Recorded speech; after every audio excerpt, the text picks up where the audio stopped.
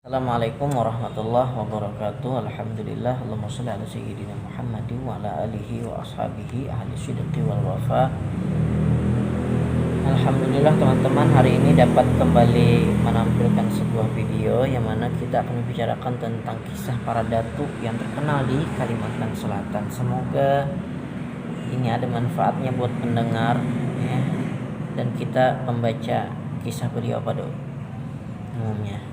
Mohon maaf juga sebelumnya teman-temannya kalau kondisinya lumayan bising di sini karena memang posisi di belakang ini jalanan ya.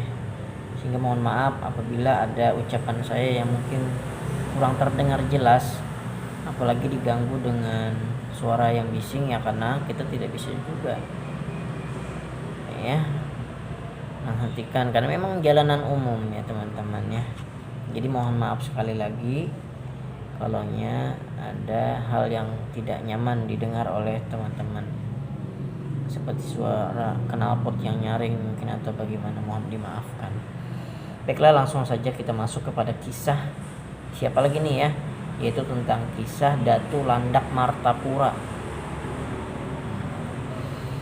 Datu Landak yang nama asli beliau adalah Al-Alim Al-Allamah Syekh Muhammad Afif, lahir di desa Dalam Pagar Martapura, Kabupaten Banjar, Kalimantan Selatan. Menurut di dalam buku riwayat Datu Landak, yaitu karangan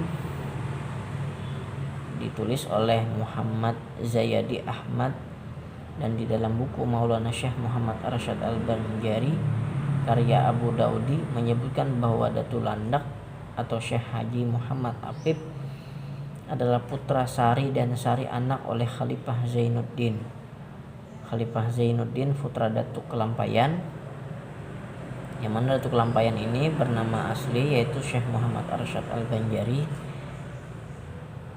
yang mana Khalifah Zainuddin tadi beristri bernama Tuan Gohawat Nio binti Kapten Kodok Banjarmasin dari suku bangsa Cina. Jadi Datak Landak adalah buyut oleh Pangeran Diponegoro dan juga buyut oleh Syekh Muhammad Arsyad Al-Banjari.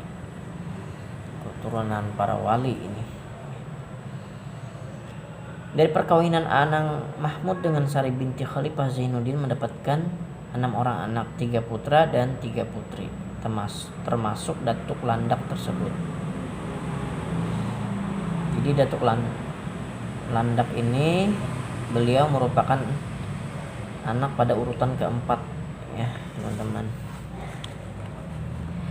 Datuk Landak kawin dengan Safura binti Al-Alim Al-Allamah Haji Muhammad Arsyad, yaitu Datuk Muhammad Arsyad Lamak atau Datuk Pagatan, yang makamnya berada di Pagatan Kota Baru, Kalimantan Selatan, dan mendapatkan 2 orang anak, diantaranya Al-Alim Al-Allamah Mufti Haji Abdurrahman Siddiq Muhibbah ya, 2 orang anak tersebut. Dan kemudian beliau ternyata kawin lagi dengan Sofiah binti Al-Alim Al-Allamah Haji Muhammad Qasim dan mendapatkan 3 orang anak, yaitu Latifah namanya, Ibrahim atau Abdurrahim, dan Maryam. Datuk Landak selama hidupnya tinggal di desa Dalam Pagar Martapura. Dalam Pagar itu ya nama tempatnya, bukan Dalam Pagar gitu. Cuman memang nama tempatnya Dalam Pagar Martapura. Penghidupan beliau termasuk sederhana, suka bertani dan berkebun sebagaimana masyarakat lainnya lah umum. Tetapi tidak terlalu banyak, hanya cukup sekedar makan sehari-hari.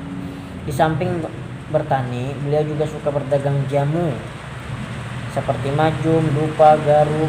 Beliau berdagang tidak hanya di satu tempat, tetapi lebih sering berjalan ke sana kemari sambil mencari ilmu. Alhamdulillah turun hujan teman-temannya. Mohon maaf kalau suaranya mungkin terbatas, tapi mudah-mudahan tetap bisa dipahami ya teman-temannya. Saya lebih nyaring mungkin membacanya. Menurut cerita, Datuk Landak pernah berkhalwat ke gunung kurang lebih 1 tahun lamanya, dan setelah selesai ia mengerjakan berbagai amalan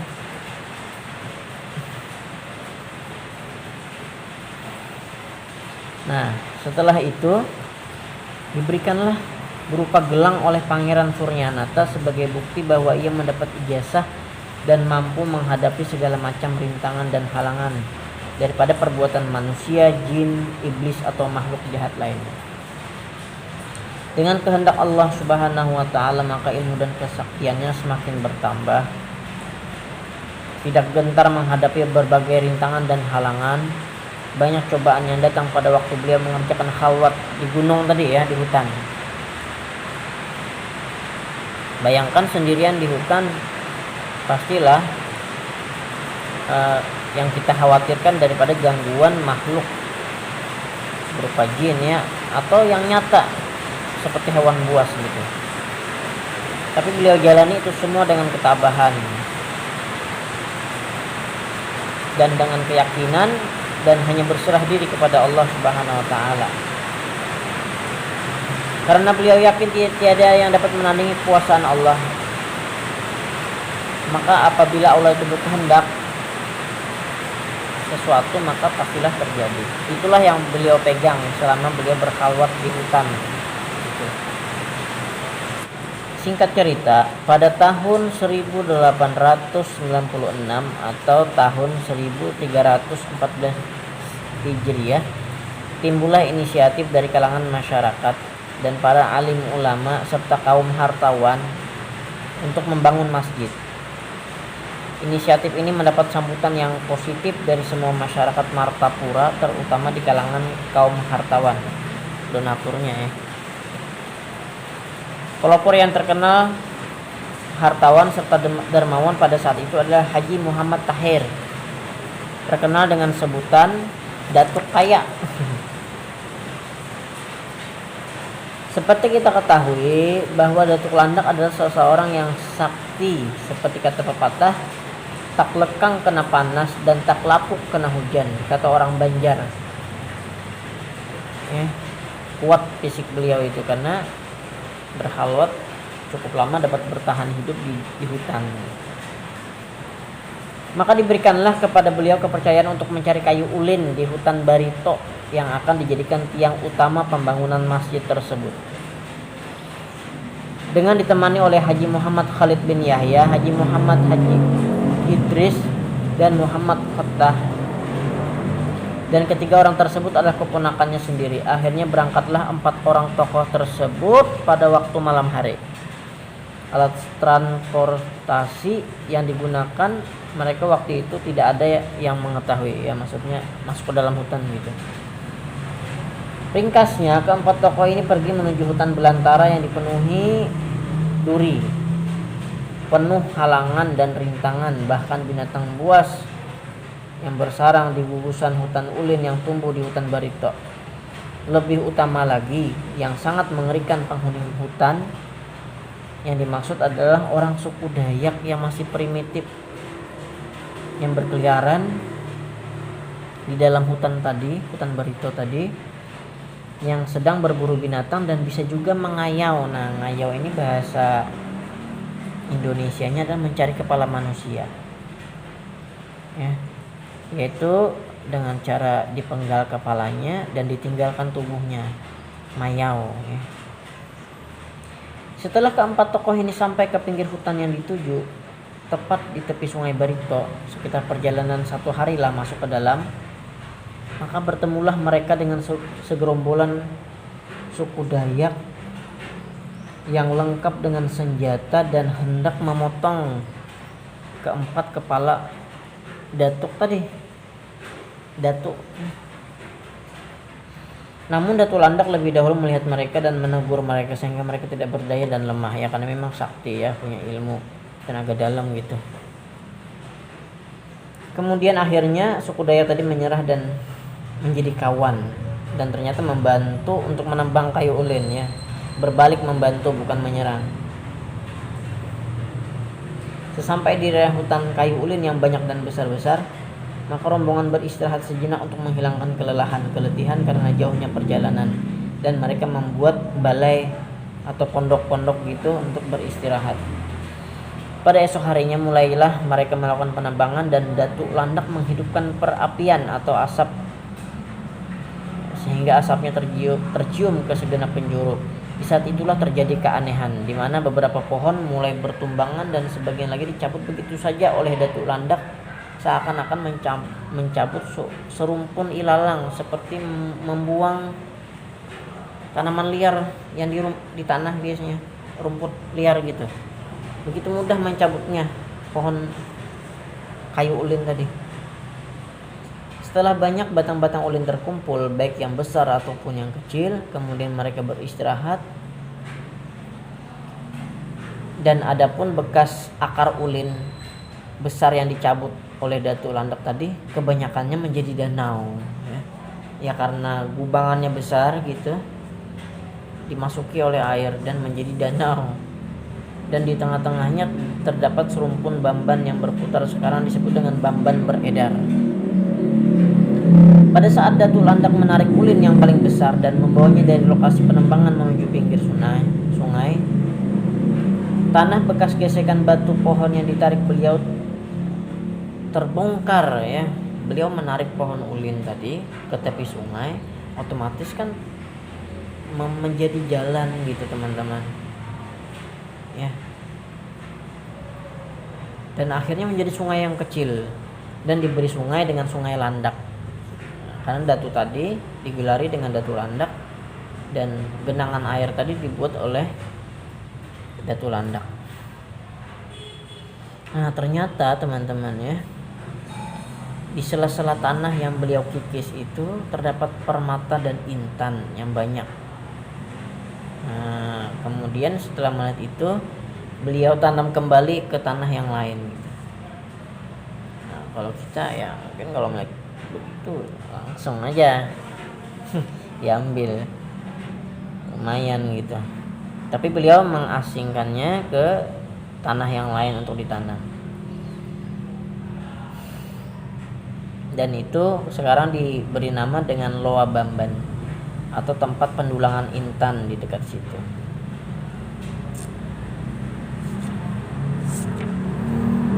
Nah, kemudian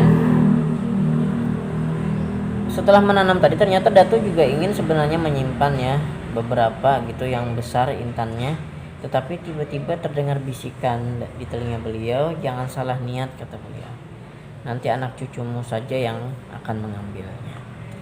Setelah itu beliau tidak jadi mengambil. Dalam beberapa hari, batang-batang ulin dan potongan pohon lainnya sudah habis dan dibawa ke pinggir hulu Sungai Barito yang jumlahnya sebanyak 41 batang, teman-teman. Di antara 41 batang ada 4 batang yang paling besar. Nah, itulah nanti yang digunakan untuk tiang agung di masjid. Ya, di Masjid Jami' Al-Mukarramah Al-Karomah Martapura yang besar itu. Nah, jadi yang besar tadi 2 batangnya yaitu daripada kayu cendana dan 2-nya lagi daripada kayu gaharu. Nah, jadi 4 tiang besar itu yang di tengah-tengah masjid. Sekalipun sudah beberapa kali diadakan renovasi atau tambahan bangunan dari masjid tersebut, yaitu Masjid Jami' Al-Karomah Martapura, namun tiang guru yang 4 itu tidak ada yang berani merubah atau memindahnya, tidak ada yang berani dari tempat semula.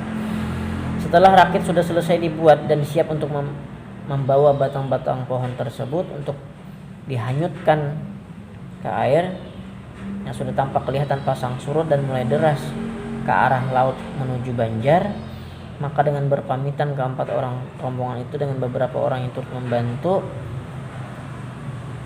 membuat rakit, saya mengucapkan terima kasih atas segala bantuan dan mengucapkan selamat tinggal. Maksudnya ketika air sudah terlihat pasang surut dan deras menuju Banjar, segeralah dihanyutkan rakit tadi yang membawa 41 batang kayu tadi.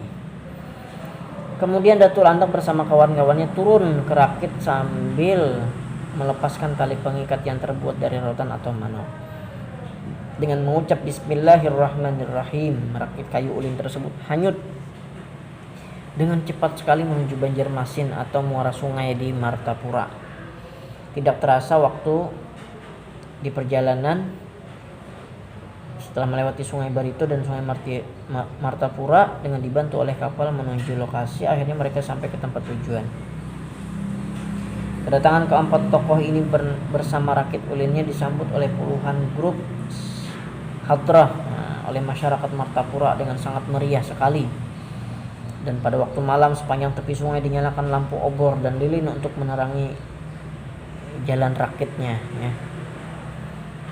Bekas kayu pelampung rakit tersebut sekarang sebagiannya masih ada, antara lain dibuat tabuh atau dauh masjid, ya, dan masjid dalam pagar. Selain dibuat tabuh juga ada dibuat batang atau pelampung jamban yang usianya sudah ratusan tahun namun sekarang sudah tidak ada lagi. Setelah beberapa waktu lamanya dan persiapan sudah lengkap dan waktu yang baik dan upacara mendirikan tiang sudah disepakati oleh panitia masjid, pada waktu tanggal 10 Rajab 1315 Hijriah bertepatan pada hari Minggu tahun 1897 Masehi jam 9 pagi didirikanlah keempat tiang guru tersebut dengan upacara yang cukup meriah. Sudah mulai dibangun nih masjidnya.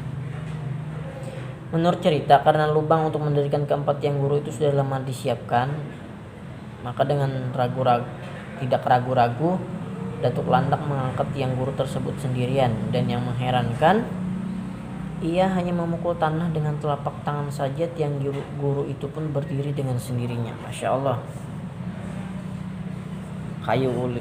Kayunya didekatkan tiang gurunya, kemudian Datuk Landak hanya perlu memukul lubang yang sudah disiapkan sebelumnya, dengan izin Allah berdiri sendiri, ya, dengan tegaknya.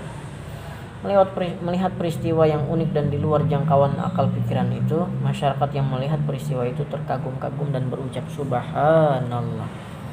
Inilah kekuasaan Allah Subhanahu wa taala, dengan kudrat dan iradatnya lah semua berjalan dengan lancar pembangunan masjid tadi.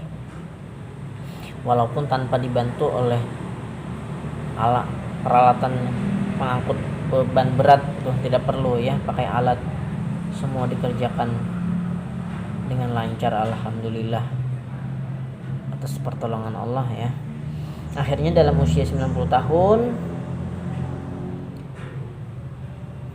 beliau meninggal dunia, yaitu pada tahun 1916, dan dimakamkan di desa Kalampayan di belakang kubah Syekh Muhammad Arsyad Al-Banjari. Di situ ternyata beliau berkubur, ya. Mudah-mudahan kalau kita ada rezeki nanti Allah sampaikan kita ziarah ke makam beliau. Amin ya rabbal alamin. Ini dulu teman-teman kisah tentang Datuk Landak Martapura. Jasa beliau sangat besar di masyarakat, ya. Alhamdulillah. Demikian yang dapat saya sampaikan. Akhir kata, wassalamualaikum warahmatullahi wabarakatuh.